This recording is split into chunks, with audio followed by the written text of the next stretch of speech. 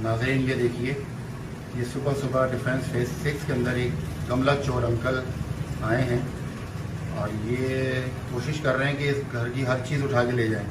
पहले इन्होंने टाइल्स चोरी करने की कोशिश की, वो उठी नहीं, अब ये गमला चूज़ करेंगे और आखिर फाइनलाइज इन्होंने कंगी पाम का गमला जो है वो चूज़ किया है और वो गाड़ी के अंदर लेके जा रहे हैं।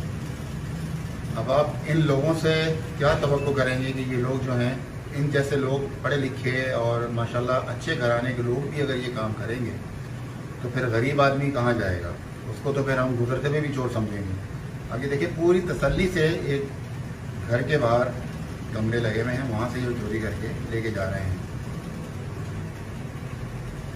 ये देखिए, उठ नहीं रहा उनसे, लेकिन उन्होंने पूरी कोशिश की और आखिर उसमें कामयाब हो गए। ये देखिए, ये उन्होंने गमला रखा और ये चले गए।